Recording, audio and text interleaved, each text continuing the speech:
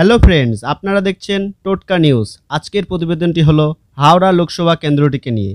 আমরা সংক্ষেপে দেখে নেব এই 7টি বিধানসভাতে কোন রাজনৈতিক দল কত ভোটের ব্যবধানে এগিয়ে আছে। তো চলো দেখে হাওড়া লোকসভা 2024। হাওড়া লোকসভা কেন্দ্রের 7টি বিধানসভা। সেই বিধানসভাগুলি হলো বালি বিধানসভা,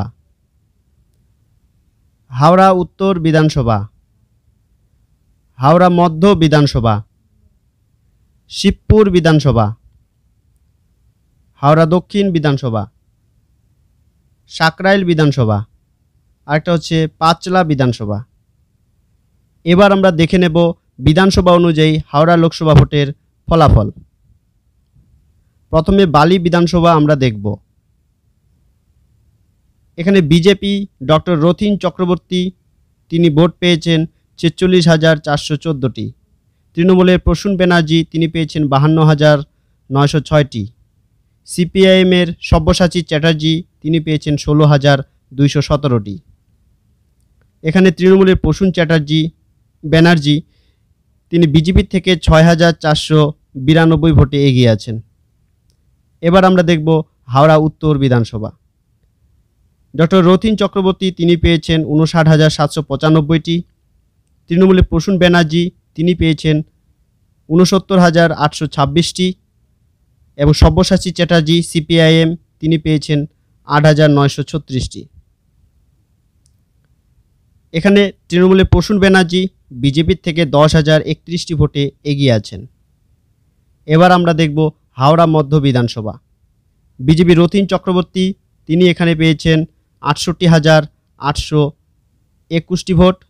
তৃণমূলের প্রসূন ব্যানার্জি তিনি এখানে পেয়েছেন ৯৪,১৩৬টি ভোট এবং সিপিআইএম প্রার্থী সব্যসাচী চ্যাটার্জি এখানে পেয়েছেন ২১,২৬৪টি ভোট।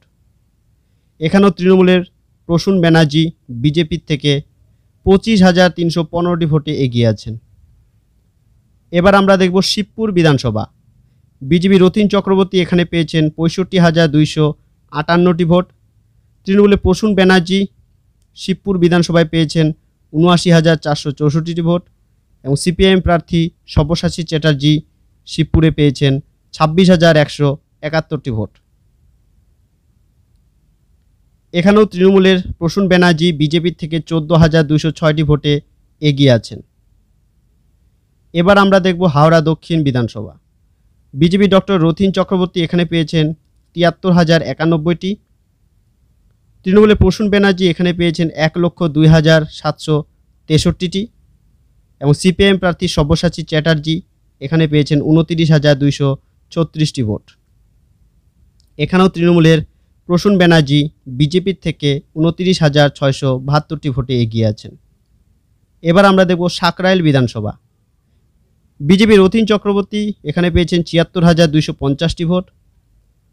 সাকরাইলে তৃণমূলের প্রসূন ব্যানার্জি পেয়েছেন ১,০৩,১০৯টি ভোট এবং সিপিআইএম প্রার্থী সব্যসাচী চ্যাটার্জি এখানে পেয়েছেন ৩২,৪০৬টি ভোট। সাকরাইল বিধানসভায় তৃণমূলের প্রসূন ব্যানার্জি বিজেপির থেকে ২৬,৮৫৯ ভোটে এগিয়ে আছেন। এবার আমরা দেখব পাঁচলা বিধানসভা। বিজেপি রথীন চক্রবর্তী এখানে পেয়েছেন ৬৬,৩৬৭টি ভোট।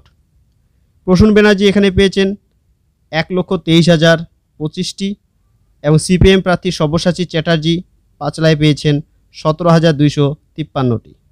এখানেও তৃণমূলের প্রসূন ব্যানার্জি বিজেপির থেকে ৫৬,৬৫৮টি ভোটে এগিয়ে আছেন। এবার আমরা দেখে নেব postal vote. BJP Rathin Chakraborty পেয়েছেন ১,০৫৫টি। তৃণমূলের প্রসূন ব্যানার্জি মোট পোস্টাল ভোট পেয়েছেন ১২৬৪টি এবং সিপিএম প্রার্থী সব্যসাচী চ্যাটার্জি পোস্টাল ভোট পেয়েছেন ৫২২টি। তৃণমূলের প্রসূন ব্যানার্জি পোস্টাল ভোট বিজেপির থেকে ২০৯টি ভোটে এগিয়ে আছেন। এবার আমরা মোট প্রাপ্ত ভোট দেখে নেব। বিজেপি রথীন চক্রবর্তী পেয়েছেন ৪,৫৭,০৫১টি ভোট। তৃণমূলের প্রসূন ব্যানার্জি মোট ভোট পেয়েছেন ৬,২৬,৪৯৩টি এবং সিপিএম প্রার্থী সব্যসাচী চ্যাটার্জি মোট প্রাপ্ত ভোট ১,৫২,০০৫টি। হাওড়া লোকসভাতে তৃণমূলে প্রসূন ব্যানার্জি বিজেপি থেকে 1,69,442টি ভোটে জয়ী হয়েছেন। এবার আমরা দেখব কোন দল কোথায় কোথায় এগিয়ে আছে। তৃণমূল 7টি বিধানসভাতেই এগিয়ে আছে। সেই বিধানসভাগুলি হলো বালি, হাওড়া উত্তর, হাওড়া দক্ষিণ, হাওড়া মধ্য, শিবপুর বিধানসভা, সাকরাইল বিধানসভা, আরেকটা হচ্ছে। তো ফ্রেন্ডস, আমার এই ভিডিওটি যদি তোমাদের ভালো লেগে থাকে তো প্লিজ সাবস্ক্রাইব করো এবং পরবর্তী ভিডিও তোমরা কী বিষয়ে জানতে চাও তা কমেন্ট করে জানাও।